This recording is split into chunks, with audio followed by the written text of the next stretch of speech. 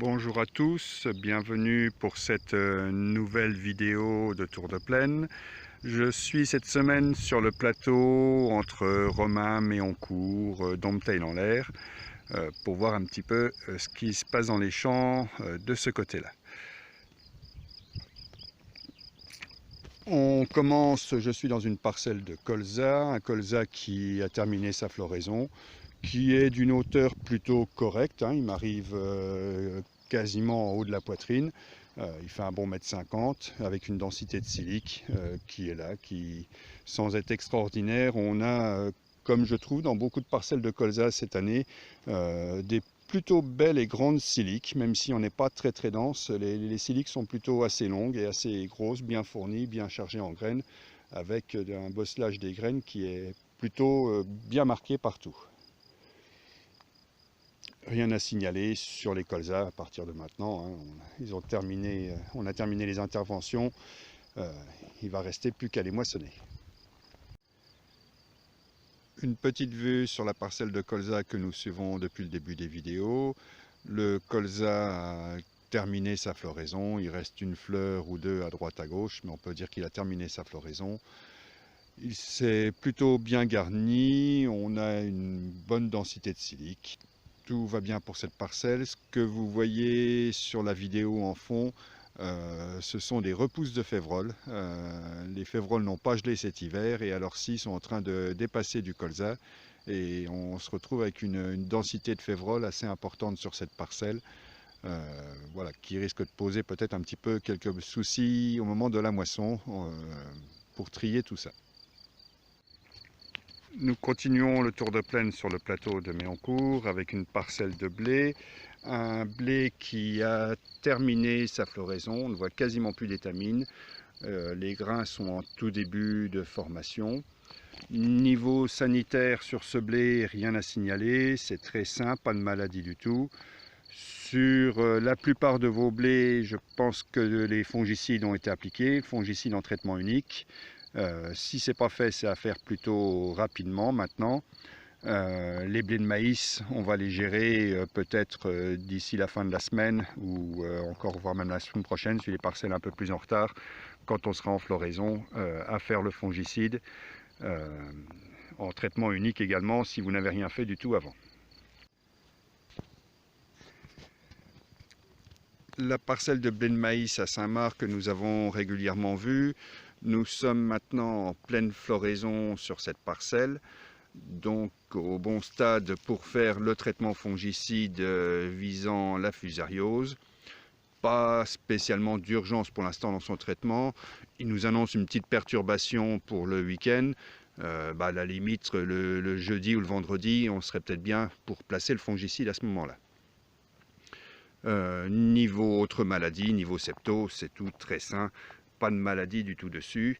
Et les vidéos d'avant, j'avais une petite inquiétude par rapport aux pucerons sur épi. Là, des pucerons, j'en vois quasiment plus du tout. Et par contre, on voit un petit peu partout des auxiliaires qui sont en train de se nourrir des pucerons. On a des coccinelles régulièrement partout dans la parcelle qui sont en train de se nourrir avec les pucerons. Donc voilà, la régulation naturelle est en train de se mettre en place et pour l'instant, pas de pucerons qui sont passés sur les épis. Donc c'est tout bon par rapport à ça. La parcelle de blé de pois que je vous montre depuis le début des vidéos, depuis 8-9 semaines, on est sur cette parcelle quasiment en fin floraison. Il n'y a plus beaucoup d'étamines sur les épis de blé, mis à part des petits ronds comme ici, où le blé est un petit peu plus en retard. On avait d'hydromorphie ici, et où le blé est seulement en train de sortir. Donc là, la floraison n'est encore pas engagée. On est un petit peu hétérogène sur cette parcelle, ça plus le gel, une petite hétérogénéité sur la parcelle. Je voulais également insister un petit peu sur tout ce qui est gestion des adventices. Quand vous avez des ronds de vulpin comme ici, tous les épis de vulpin ici, on est à la louche, aller sur une cinquantaine d'épis par mètre carré. 50 épis qui vont nous faire au moins 50 graines, ça nous fait déjà 2500 graines qui vont se retrouver au mètre carré posées par terre. Donc attention dans vos parcelles, hein, j'avais déjà mis le signal d'alarme sur une autre vidéo, mais attention dans vos parcelles de blé. Ne prévoyez surtout pas des orges d'hiver quand vous avez des densités d'épis de vulpin comme ça. On ne saura pas le gérer dans les orges d'hiver. Changez de culture, passez sur une culture de printemps derrière ces blés-là, sinon on ne saura pas le gérer l'année prochaine. Nous sommes maintenant sur une parcelle d'orge d'hiver. Les orges d'hiver ont terminé complètement maintenant leur floraison. On est sur des stades de remplissage du grain. Peut-être pas encore tout à fait grain laiteux, mais on va s'en rapprocher. Niveau sanitaire, rien à signaler sur les orges d'hiver. Pas de pluie, pas de reprise des maladies, les traitements fongiques ont été faits. Rien à signaler sur les orges d'hiver. Nous sommes maintenant sur une parcelle d'orge de printemps, une orge de printemps qui, comme beaucoup de parcelles, a levé en 2 fois. Les pieds les plus en avance sont en pleine montaison, ont déjà atteint le stade 1 nœud, et les pieds de la dernière levée sont à 3 feuilles, début talage, une tale pour les plus avancés. Rien à signaler niveau sanitaire sur les orges de printemps, pas de maladie du tout, pas d'oïdium, pas de rinco. Simplement sur les orges de printemps, faites attention par rapport aux herbicides. Les pieds les plus en avance qui sont à 1 nœud vont franchir les stades relativement rapidement et du coup je pense que c'est le bon moment maintenant pour appliquer les herbicides, hormones, etc. Sur les orges de printemps. Si on attend trop, on va se retrouver avec les premiers pieds qui vont être avec les barbes sorties et on ne pourra plus appliquer les herbicides anti-hormones avec les hormones. Donc voilà, sur vos orges de printemps, si ce n'est pas encore fait, allez faire le tour de vos parcelles et regardez les dicotes, et s'il faut refaire un anti-dicote dessus, on est, je pense, au bon stade dans toutes les parcelles.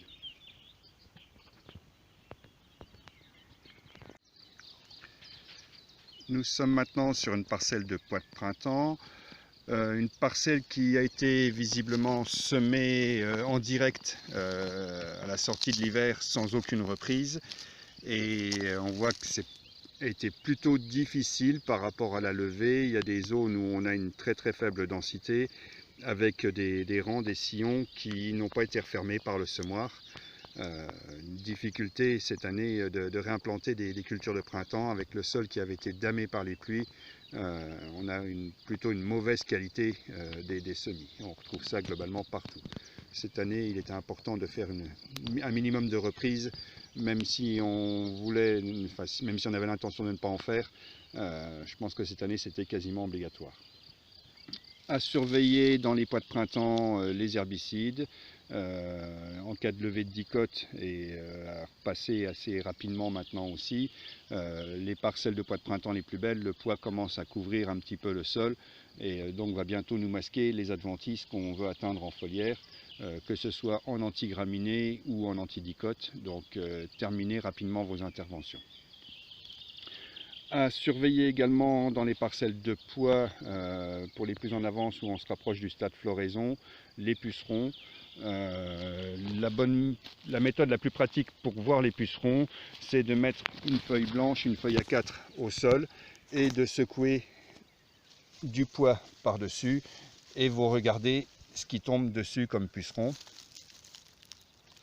Là, on voit qu'il y en a un petit peu. On est encore loin du seuil, à la louche là on est sur une vingtaine de pucerons. Le seuil de traitement c'est une quarantaine de pucerons à chaque fois qu'on secoue sur la feuille A4. Donc il y a du puceron, c'est à surveiller. On n'est encore pas au stade de traitement, le pois est plus sensible aux pucerons quand on arrive en floraison.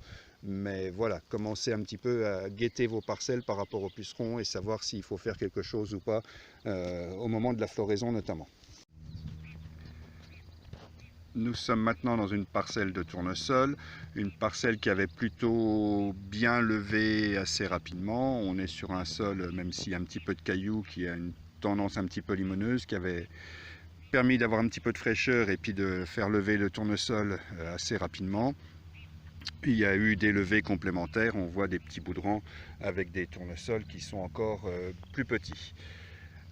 Sur les tournesols, j'avais attiré votre attention par rapport aux pucerons. On voit que les feuilles de tournesol sont un petit peu gaufrés, crispés. Je trouve que ça va presque un petit peu en s'améliorant. On trouve encore quand même quelques colonies de pucerons par endroit sur les feuilles, mais globalement presque un petit peu moins, et je trouve qu'il y a pas mal de coccinelles un petit peu partout. Si je vais réussir à vous les montrer, voilà, ici, les coccinelles sont là et sont en train de travailler. Alors celles-là sont plutôt en train de se reproduire. On va les laisser tranquilles.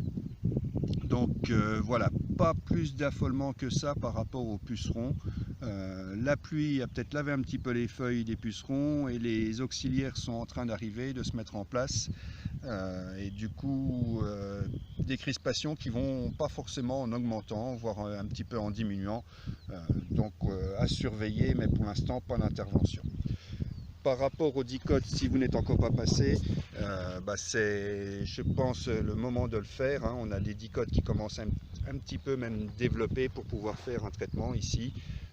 Mais voilà, donc si ce n'est pas fait, intervenez plutôt rapidement avec les microdoses sur vos tournesols pour les désherber. Je suis maintenant sur une parcelle de maïs. Un maïs qui a la particularité d'avoir été semé au semoir à céréales avec un sky, tous les rangs. Voilà, donc à voir ce que ça pourra donner. Quand on regarde au loin, la répartition est plutôt correcte. On se dit qu'on a des pieds de maïs partout. De près, c'est un petit peu moins régulier. On retrouve un tout petit peu des poquets par endroit avec plusieurs pieds. Et puis ensuite, un trou où il n'y a pas beaucoup de pieds. Voilà, à voir ce que ça donnera en termes de potentiel de rendement, ce semis comme ça avec un semoir à céréales. Dans cette parcelle, on a pas mal de levées de dicotes, essentiellement ou quasiment que du géranium. Donc des tout petits géraniums qui sont là, stade cotylédon, une feuille, deux feuilles pour les plus avancés. Dans vos parcelles de maïs, si vous n'avez encore pas fait d'herbicide aujourd'hui, je pense qu'il est temps de faire au moins une première application. Je vous avais déjà alerté les semaines précédentes sur les parcelles de maïs où on avait pas mal de vivaces. Là par contre je pense qu'il y a vraiment urgence, là si vous trouvez des vivaces, des chiens dents, des liserons, à faire les herbicides maïs. Les maïs sont à 2 feuilles, 3 feuilles, vous pouvez passer avec tout ce que vous voulez comme anti-dicote spécifique vivace pour les faire. Et ça vous laissera le temps de réintervenir une deuxième fois. On n'a jamais les vivaces de la première fois, donc faites déjà un premier passage sur vos maïs s'il y a des vivaces et réintervenez une deuxième fois plus tard.